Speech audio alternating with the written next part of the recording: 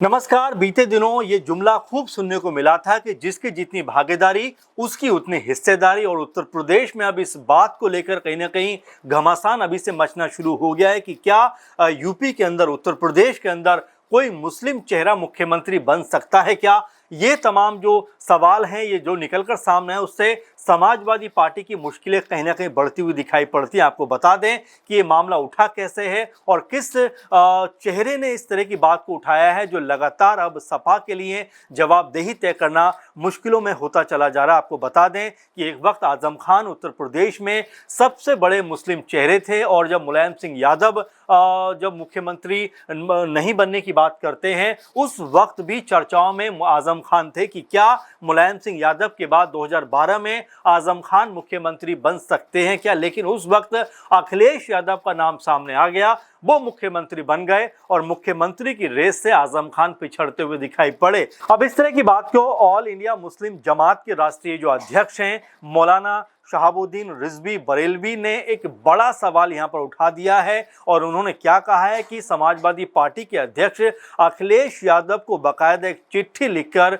उन्होंने इस बात का जिक्र किया है कि क्या आने वाले चुनाव में सत्ता द्वारा किसी मुस्लिम को मुख्यमंत्री बनाया जा सकता है। ये बात उन्होंने अखिलेश यादव के सामने रखी है कि अगर आप सत्ता में आते हैं तो क्या किसी मुस्लिम चेहरे को मुख्यमंत्री बनाएंगे। और इसके पीछे जो एक लॉजिक भी यहाँ पर जो मौलाना शहाबुद्दीन रिजवी हैं उन्होंने यहाँ पर दिया है। उन्होंने कहा है कि उत्तर प्रदेश में तकरीबन 20 से 22% जो है वो मुस्लिम आबादी है, इसलिए अगर सपा सत्ता में आती है तो यहाँ किसी मुस्लिम को मुख्यमंत्री पद पर बैठाया जाए। इसके अलावा हम देखें तो उन्होंने कहा है कि मैंने समाजवादी पार्टी के अध्यक्ष अखिलेश यादव को यूपी चुनाव 2027 को लेकर एक पत्र लिखा है, जिसमें मैंने उनसे यूपी के मुसलमानों की भावनाओं और एहसासों की जो याद है वो दिलाई है। और उन्होंने कहा कि मैंने बताया है कि उत्तर प्रदेश में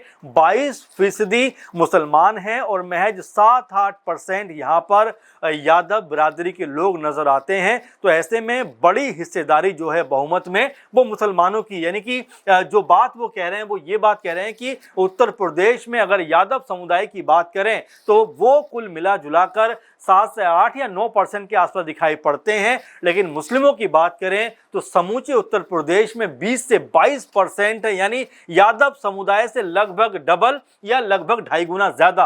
अब जिस तरह की बात उन्होंने छेड़ी है तो क्या अखिलेश यादव या समाजवादी पार्टी इस बात को एक्सेप्ट करती हुई दिखाई पड़ेगी। क्या यहाँ पर मुस्लिम मुख्यमंत्री को लेकर अब अखिलेश यादव घिरते हुए दिखाई पड़ेंगे। क्या इस बात का जवाब अखिलेश यादव देते हुए दिखाई पड़ेंगे कि जो सवाल उनसे पूछा गया है, जो बात उनके सामने रखी गई है, वो इस पर किस तरह से तर्क देते हुए अपनी प्रतिक्रिया देते हुए दिखाई पड़ते हैं। और क्या यहाँ पर जिस तरह का बयान दिया गया है ये सोचा समझा बयान है, क्योंकि चुनावों के आसपास इस तरह की बात कहना कि क्या जो मुसलमान अगर सपा को वोट देता है तो क्या ये मानकर चला जाए कि यहाँ पर कोई मुस्लिम चेहरा मुख्यमंत्री बनता हुआ दिखाई पड़ेगा। लेकिन शहाबुद्दीन रिजवी जिस तरह से ये बात कहते हैं, जाहिर बात है कि वो आंकड़ा तो बताते हैं कि 22% मुस्लिम है, लेकिन क्या ये सारा मुस्लिम जो वोट है ये समाजवादी पार्टी को ही मिलेगा, ये कौन तय करता हुआ दिखाई पड़ेगा। क्या बीएसपी का इसमें वोट नहीं है, क्या कांग्रेस पार्टी का इसमें वोट नहीं है, क्या आजाद समाज पार्टी का इसमें वोट नहीं है, क्या जयंत चौधरी का इसमें वोट नहीं है, और क्या बीजेपी का इसमें वोट नहीं है।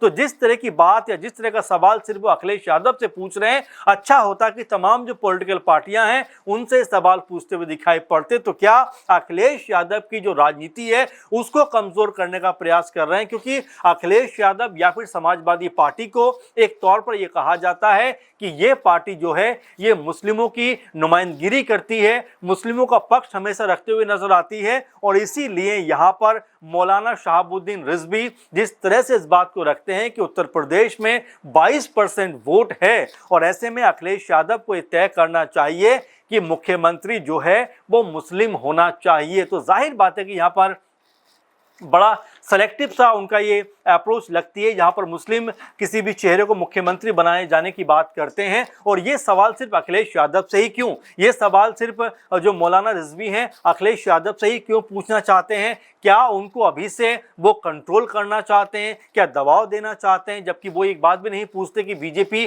क्या कितने मुस्लिम चेहरों को टिकट देती है, उनका कभी कोई इस पर सवाल नहीं आता। लेकिन अखिलेश यादव जो लगातार पीडीए की बात करते हैं, तमाम समुदायों को साधने की बात करते हैं, हिंदू मुस्लिम सिख ईसाई सबको लेकर चलने की बात करते हैं, तो यहां पर उनसे सवाल पूछ देते हैं कि 22% जो नुमाइंदगिरी है वो मुस्लिमों की है। अब ऐसे अगर बांटा जाए तो हिंदू समुदाय में यादव भी है और भी तमाम समुदाय हैं, लेकिन यहां मुस्लिम को देखते हुए वो सिर्फ एक बात कहते हैं कि इसमें 22% मुस्लिम है, तो क्या सिर्फ मुस्लिम कोई उसमें धर्म जाति नहीं नजर आती? जाहिर बात है कि उनमें भी ओबीसी हैं, सवर्ण जो उच्च वर्ग के लोग हैं वो भी दिखाई पड़ते हैं। तो ये कह देना मेरे ख्याल से कोई बहुत ज्यादा लॉजिकली बात नहीं है। और यहाँ पर जिस तरह की बात मौलाना रिजवी कहते हैं, जाहिर बात है कि वो अखिलेश यादव के ऊपर क्या कोई दबाव बनाना चाहते हैं, यही इसमें पूरा दिखाई पड़ता है। क्योंकि जिस तरीके से वो कहते हैं कि मुसलमानों ने उनके पिता मुलायम सिंह यादव को कई बार मुख्यमंत्री बनाया,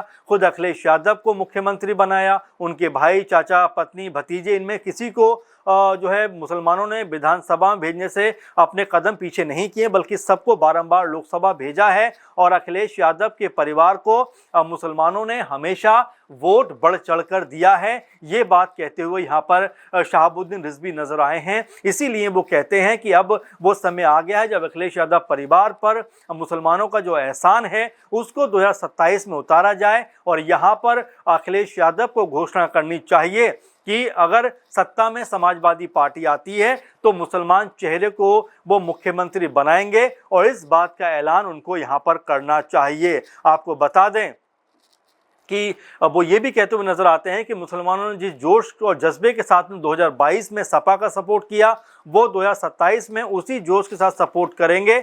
लेकिन यहाँ पर जो कंडीशन उन्होंने जोड़ दी वो ये कंडीशन नजर आती है कि पहले आप ये घोषित करिए कि चुनाव जीतने के बाद में आप मुसलमान चेहरे को ही मुख्यमंत्री बनाएंगे। तो इस तरह की बात जो शहाबुद्दीन रिजवी कहते हैं वो अपने आप में राजनीतिक तौर पर एक बड़ा बखेड़ा कहने को उत्तर प्रदेश में खड़ा करते हुए दिखाई पड़ती है। अब ऐसे में अखिलेश यादव को लेकर जो तंज या एक तरीके जो निशाना साधते हुए मौलाना रिजवी नजर आते हैं, तो जाहिर बात है कि उनकी मंशा क्या वाकई में मुसलमानों को एकजुट एक मंच पे लाने की है या मुसलमानों का वोट तितर बितर करने की है? क्योंकि जिस तरह से वो सवाल पूछ रहे हैं, तो क्या उनके कहने पर जो 22% मुसलमान है वो अखिलेश यादव के समर्थन में चला जाएगा, उन्हीं को वोट करता हुआ नजर आएगा? ये कैसे वो तय कर सकते हैं? इसके बारे में उनको बताना चाहिए। जैसा अभी जिक्र किया कि उत्तर प्रदेश में अभी बीएसपी को देखें तो अमरोहा से उन्होंने सबसे पहले मुस्लिम चेहरे को उतार दिया है, तो क्या मुस्लिमों का वोट उनको नहीं जाएगा? और जाता रहा है तो क्या उनकी तरफ उनका इशारा नहीं है? इसके अलावा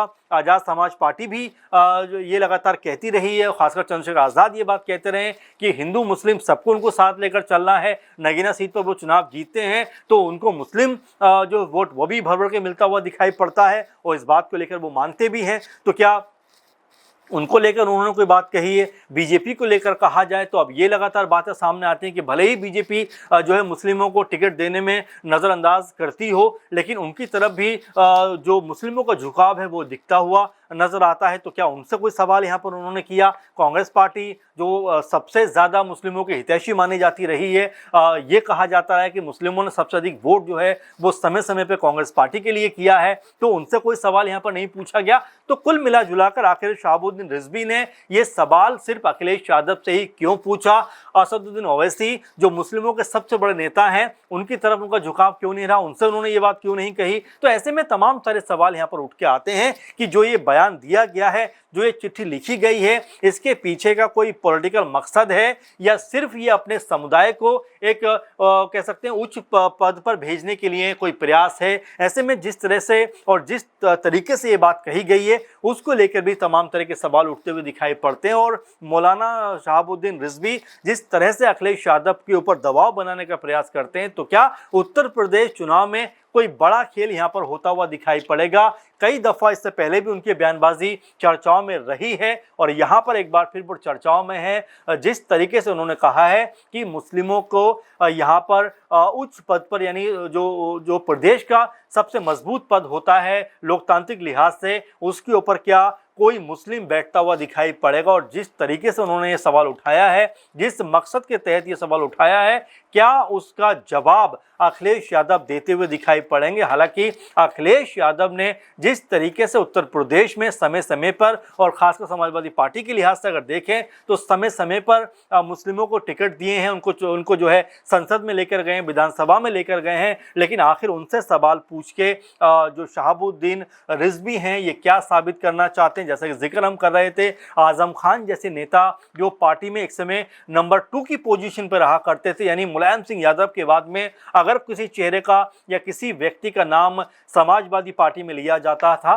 तो वो आजम खान थे। तो क्या उन्होंने आजम खान को आगे नहीं बढ़ाया? ऐसे में सवाल यही उठ के सामने आता है कि उत्तर प्रदेश का चुनाव है, ऐसे में तमाम तरीके से माहौल बनाने का प्रयास किया जा रहा है और इसी मकसद के तहत ऐसा लगता है कि मौलाना शहाबुद्दीन रिजवी ने अखिलेश यादव के ऊपर एक ठप्पा लगवाने के लिए, एक तरीके से उनके ऊपर दबाव बनाने के लिए ये बात कह दी है कि अगर आप मुस्लिमों को अपने साथ लेकर चलने की बात करें, उनको मुख्यमंत्री बनाने की बात करें, तो 22% जो मुस्लिम मतदाता है जिन्होंने अब तक आपको वोट दिया है वो एक बार फिर आपको वोट देता हुआ दिखाई पड़ेगा। लेकिन सबसे महत्वपूर्ण बात कि 22% की जिम्मेदारी जो शहाबुद्दीन रिजवी ले रहे हैं, क्या वाकई में वो 22% जो वोट है वो एक तरफा अखिलेश यादव की तरफ जाएगा? इसकी गारंटी भी क्या वो लेते हुए नजर आएंगे? तो अपने आप में ये जो मांग है, ये जो सवाल है, वो बहुत ज़्यादा यहाँ पर तुलनात्मक दृष्टि से देखें तो मजबूत दिखाई नहीं पड़ता, क्योंकि समय समय पर अखिलेश यादव ने मुस्लिम समुदाय को